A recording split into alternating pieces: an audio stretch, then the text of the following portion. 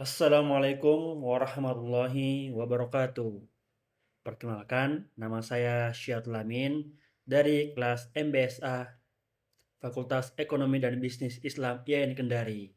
Pada video ini, saya akan merangkum 7 materi akuntansi biaya yang telah dipresentasikan oleh kelompok 7 sampai kelompok 13 pada mata kuliah yang diampu oleh Bapak Muhammad Imran SE MAK. 7 materi ini semuanya berbicara tentang satu hal besar, yaitu bagaimana perusahaan merencanakan dan mengendalikan biaya produksinya. Mari kita mulai dari kelompok 7.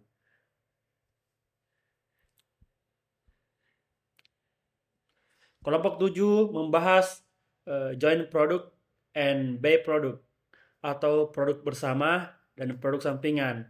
Konsepnya begini, dalam industri seperti penggilingan padi atau pengolahan kayu, suatu proses produksi dan satu bahan baku yang sama bisa menghasilkan lebih dari satu jenis produk sekaligus. Titik di mana produk itu mulai bisa dipisahkan disebut split off point atau titik pisah. Produk yang nilainya besar disebut produk utama, sedangkan yang nilainya kecil disebut produk sampingan atau by product. Karena biayanya bercampur sebelum titik pisah, perusahaan perlu metode untuk mengalokasikan biaya bersama itu. Ada 4 metode yang dibahas: metode nilai jual relatif, metode unit fisik, metode rata-rata sederhana, dan metode rata-rata tertimbang. Selanjutnya, kelompok 8 membahas just-in-time costing atau yang biasa disebut backflush costing.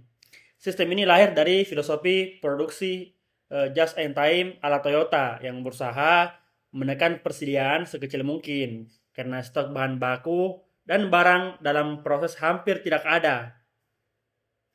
Pencatatan akuntansi jadi disederhanakan. Biayanya tidak dicatat biayanya tidak dicatat tahap demi tahap, tapi dibebankan mundur di backflush. Nah, begitu produk selesai dibuat, rekening bahan baku dan barang dalam proses pun digabung menjadi satu, namanya raw in process inventory. Tapi sistem ini punya syarat ketat. Salah satunya siklus produksinya harus pendek dan pemasok harus benar-benar bisa diandalkan. Kelompok 9 membahas material controlling, yaitu pengendalian bahan baku dari proses pembelian, penyimpanan sampai penggunaannya di produksi. Nah, tujuan jelas mencegah stok yang menumpuk berlebihan di gudang, tapi juga mencegah kekurangan bahan yang bisa menghentikan produksi. Beberapa caranya adalah menerapkan metode FIFO, yaitu bahan yang masuk lebih dahulu dipakai lebih dulu, lalu menghitung kebutuhan bahan dengan pendekatan seperti apa, IOQ dan MRP agar pembelian selalu sesuai kebutuhan real.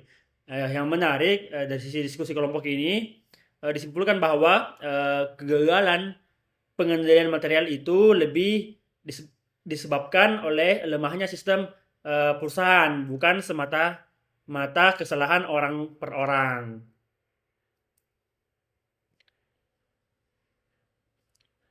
Kelompok membahas labor controlling, yaitu pengendalian biaya tenaga kerja.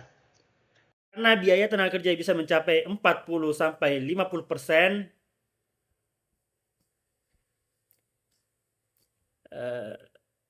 50% dari total biaya produksi, pengendaliannya sangat penting. Caranya dengan mencatat jam kerja dengan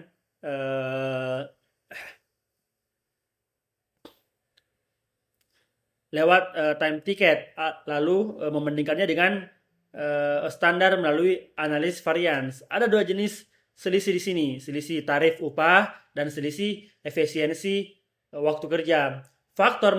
Faktor yang mempengaruhi efektivitasnya juga banyak, mulai dari pengawasan dan motivasi karyawan di internal sampai regulasi ketenagakerjaan dan upah minimum di eksternal.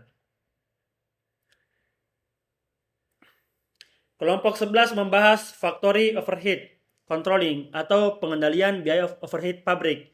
Nah, biaya overhead ini mencakup semua biaya produksi selain bahan baku dan tenaga kerja langsung seperti listrik, penyusunan mesin, dan gaji supervisor.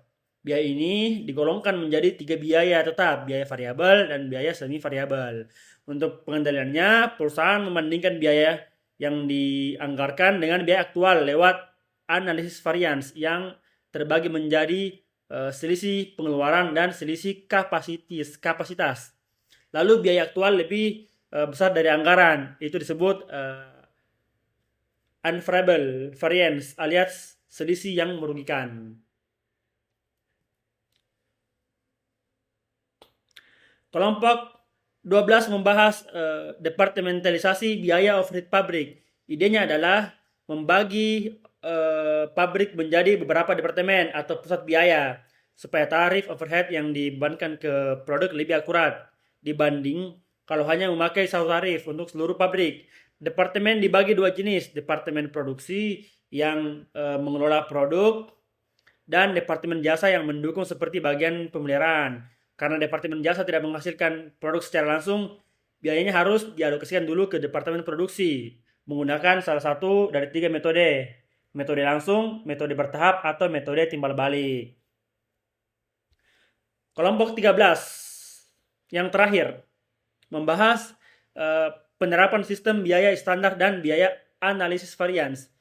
Biaya standar adalah biaya yang ditetapkan di awal sebelum produksi berjalan sebagai pedoman untuk 3 unsur biaya, bahan baku, tenaga kerja langsung, dan overhead pabrik. Nantinya, biaya standar ini dibandingkan dengan biaya aktual melalui analisis varians. Kalau biaya aktual lebih rendah dari standar, itu disebut variable varian. Kalau lebih tinggi, disebut unvariable variance. Tapi yang penting diingat, standar ini tidak boleh dibiarkan statis, harus dievaluasi dan diperbarui secara berkala supaya tetap relevan dengan kondisi harga ya dan pasar yang berubah. Jadi dari 7 materi ini kita bisa melihat bahwa akuntansi biaya bukan sekedar soal menghitung angka, mulai dari mengalokasikan biaya bersama di kelompok 7, menyederhanakan pencatatan lewat JIT costing. Di kelompok 8, mengendalikan bahan baku dan tenaga kerja di kelompok 9 dan 10, mengendalikan serta membagi biaya overhead pabrik di kelompok 11 dan 12 sampai penetapan standar dan menganalisis varian di kelompok 13. Semuanya adalah satu kesatuan sistem pengendalian biaya yang membantu perusahaan tetap efisien dan kompetitif. Sekian rangkuman dari saya. Terima kasih sudah menyimak. Semoga bermanfaat. Wassalamualaikum warahmatullahi wabarakatuh. Terima kasih.